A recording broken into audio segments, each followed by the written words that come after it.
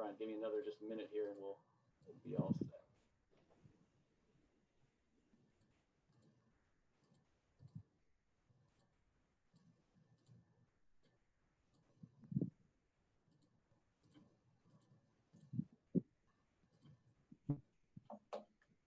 All right, Brian, we're going to go ahead and get started, so I'll turn it over to media for questions.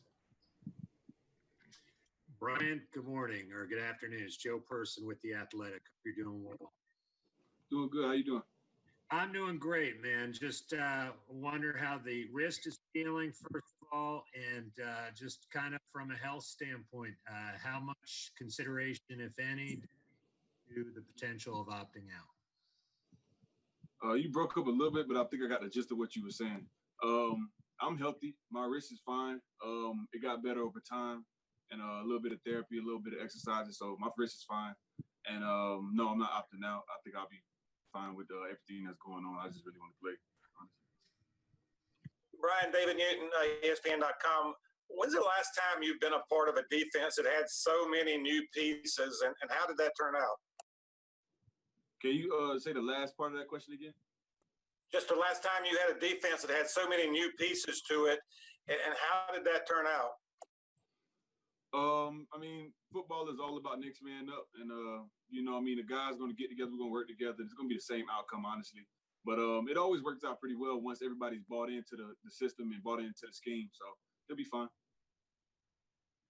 Brian, I was just wondering, Elena Getzenberg, Charlotte Observer. I was wondering, kind of going into your second season after everything that went down last year with the second half of the season, what are your goals for yourself this year with this new defense and kind of your role in it? My goals are kind of classified. I can't really put those out there, but I do have goals. But ultimately, I really just want to win more games than we did last year and just have a great season. I mean, among everybody overall. Brian, Skylar Callahan here with Sports Illustrated. Matt Rule has talked about it numerous times about how he likes positionless players. That kind of fits your game, being able to kind of be a defensive end or outside linebacker. Do you feel like this defense is maybe better suited for you? Honestly, I wouldn't say better suited. I mean, I think I fit in any defense, but it's very versatile. I like that. And, you really pretty much plug me in anywhere. I mean, it's going to be a lot to come with this defense. It's not going to be easy to stop, in my opinion. Brian, this is from Panthers.com. So I'm wondering, too, sort of off of that, do you have a sense for how different, if at all, your role is going to be different, this year from what it was last year? You said how different is it going to be? We didn't dive too much into it. For most of we got an overview of what the defense is going to be, which I really like. But, I'm still going to play the same versatile kind of role. It's do what I do, I rush. So, kind of do what I do. But that's pretty much the thing, really. Not really much to it. Hey, Brian. Jonathan Alexander with the Charlotte Observer. Hope you're doing well, man. I was just wondering, what do you think will be the biggest challenges you all will face as a defense this season, and how you overcome that? I'm not sure. You can overcome anything really with perseverance and just fighting through it. We got a whole bunch of dogs, in my opinion. But honestly, we're all learning the defense together. Because nobody knows it. So we're all learning together. That'll probably be the biggest, I guess, challenge for now. Brian, hey, Jensen with WBT. I'm just curious, do you blame yourself for the injury last year, and do you think it was a wasted season because of it? Nah, I don't blame myself because football is an emotional sport. So whatever happens. It is what it is. And no, I don't think it was a wasted season. I think I had a good season for the amount of snaps I played and my injury. Hey, Brian, Josh with the Riot Report. What were there specific things they were working on this offseason to try and get better after a full rookie season in the NFL? Yeah, pretty much the same things. Working on a lot of technique. I always worked on my dropping just in case I ever had to do it. So those are the main things I worked on, but mainly my hands and I say technique in the run. Brian, did you get any hands in terms of like pass rush, or in terms of like if the ball comes your way?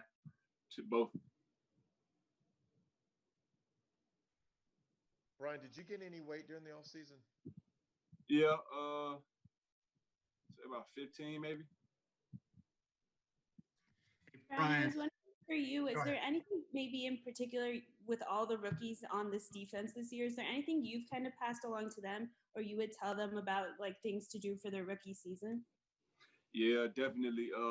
I tell them like just don't wait. Like don't wait to take care of your body. Don't wait to get into the treatment room and wait to watch film. Like just take advantage of it now. Like don't be that rookie that be like I'll do it later. Like nah, do it like now. And I just gave them little tips on game time situations of what happened if you do this or what happened if you do that. Brian, did you feel like you needed to gain some weight, and how much are you? What are you trying to play at this year? Yeah, I feel like I needed to gain some weight. I mean, with my wrist injury, I really couldn't work out, so I did lose quite a bit. But this year, I'm probably gonna play around. I say maybe 255, 250. That's my goal. Hey, Brian, it's Jason Brown with Spectrum News One here in Charlotte. Good to see you. Glad you're well. You referenced the team sort of having to learn this defense, or defensive players having to learn this defense. With the offseason being all virtual, I'm curious, how much on-field work now have you guys been able to do as a unit, if any? Well, surprisingly, once it got closer to our report date, I mean, the guys got together and we went through a couple things. But, I mean, so far it's been really smooth. The virtual meetings and the communication and the amount of, like I said, we got a lot of smart guys. We also got a lot of smart guys on this defense. The amount of help and everybody's helping each other has been pretty smooth. So I don't think it's going to be a problem. Ryan, as an edge rusher, as a pass rusher, how much easier does it make your job to have guys in the middle like Derek Brown and KK Short, and how much are you looking forward to playing with them? A lot easier. I need those guys, man. But yeah, they're gonna take up a lot of attention, and hopefully I have a lot of one-on-ones on the outside.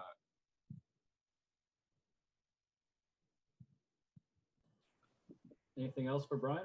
Hey, Brian, Josh Graham, Sports Hub Triad.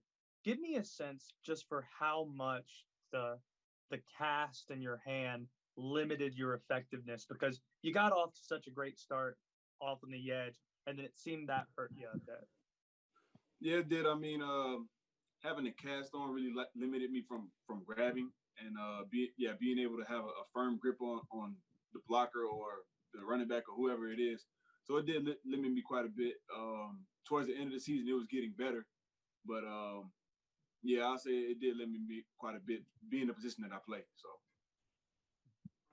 Brian, what do you like best about this defense and the talent around you?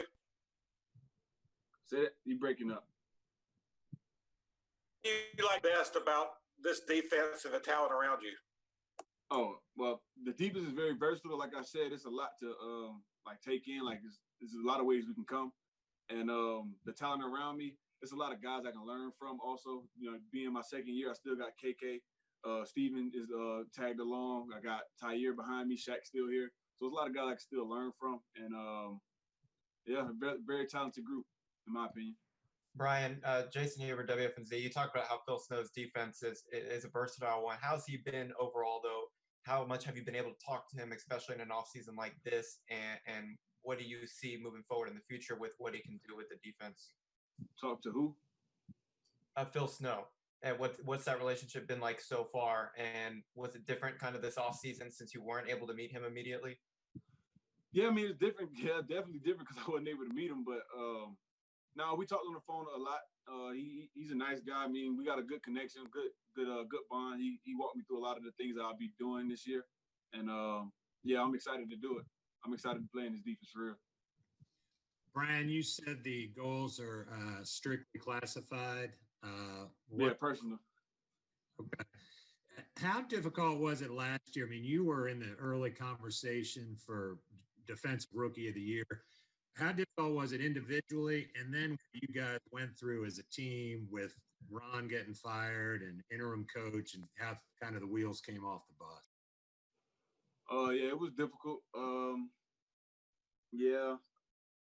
It was pretty hard, but I mean, we can't dwell on that now. We just got to move on. You feel what I'm saying? So we just got to continue to get better and work with the group that we have. But it was hard. It was hard last year. Brian, last year I know you gave out those art pieces to everybody on the defense, different superheroes. there's a lot of turnover on the defense now. Do you have any like early inklings on who some of the new guys might be superhero wise? How they classify comic books? Not just yet, but I got a couple ideas brewing in my head, but not just yet because we haven't really got on the field in some pads. I want to see how everybody move and like their mindset, but it'll be coming out soon.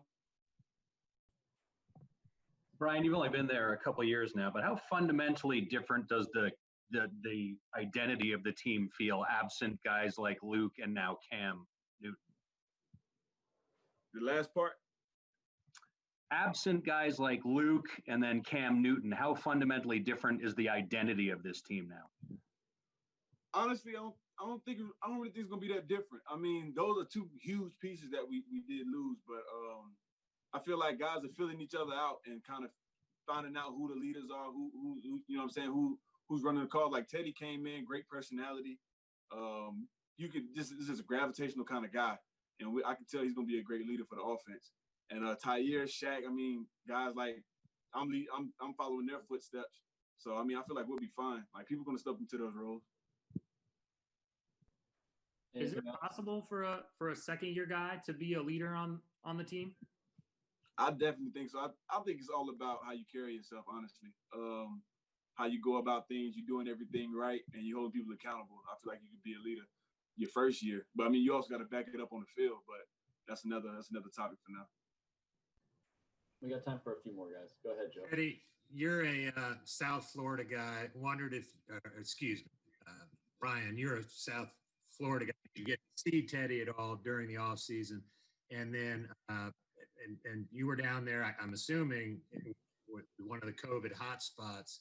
What was quarantine like for you kind of day to day? Yeah, it was terrible.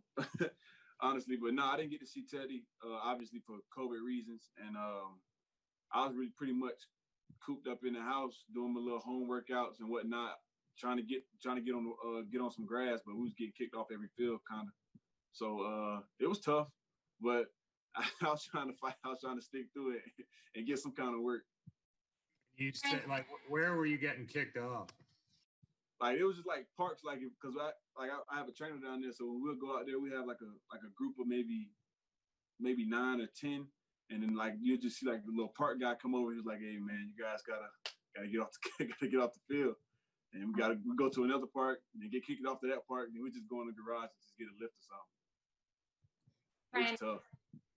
Sorry, Ashley Mahoney, the Charlotte Post. There have been a lot of interesting stories about ways that people, whether it's professional athletes to just ordinary folks like us, trying to find ways to stay fit during the lockdown, stay-at-home orders, et cetera. Did you have access to weights and equipment and so forth, or was it a matter of things like some of your teammates, or it's filling buckets of dirt from Home Depot and Lowe's and just finding anything that can be a weight substitute?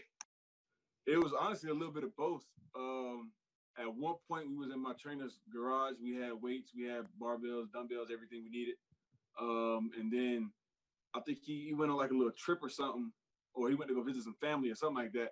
And then me and my best friends, we did go to Home Depot and got some buckets. Oh man, it was bad. We did a lot. I'm not gonna lie, but it was bad. We was finding any way to get some work in. We did a lot of body weight stuff, a lot of bands, resistance. So at the end of the day, we got some work. We got something done. Let's get one or two more guys if you have anything left. Brian, I guess just for you coming back from a very strange off season, clearly, but coming in now to your second season and being back in the building, what is kind of your mindset, I guess, or kind of how does this all feel for you kind of starting out after, the past crazy few months? I'm excited. I'm like really, really, really excited. Just to be back, just to be with the guys, number one. And number two, to get some quality work in the weight room and just hone in on my skills. Like everything right now, just been very, very detail oriented. So everything down to the stance, to the hand placement, to everything, my eyes. I just been very detail oriented. That's what I'm focusing on right now. And Brian, what's the one thing you've seen in the building that makes you feel safe? Makes me feel safe? Yes, sir. Well, honestly, the coaches, I feel like they're following every protocol to keep us safe. We get tested daily. So, I mean, as long as everybody follow the rules, keep their mask on, keep a distance, we got these little trackers or whatever, to keep us 6 feet apart, I feel fine. In all honesty. Brian, do you feel like Hey, John, coaches and I'm sorry. No, you're good, John. I just wanted to say we'll finish up with you, so go ahead.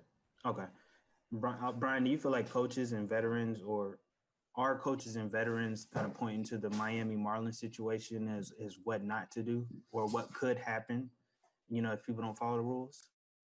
Yeah, I mean, honestly, you just got to hold everybody accountable. And I feel like these are good guys. They don't want to put anybody else's family in jeopardy, let alone their own. So I feel like they'll follow the rules. And I mean, and like you see a guy without his mask on, or you walk around, just let him know, or give him a mask, or whatever the case may be, just to keep everybody safe, so nobody has any hiccups back at home. So that's pretty much the deal with it. Great, guys. Thank you so much, Brian. Thank you so much. We'll see everyone tomorrow. Thanks a lot. All right, appreciate y'all. Thanks, Brian. Brian.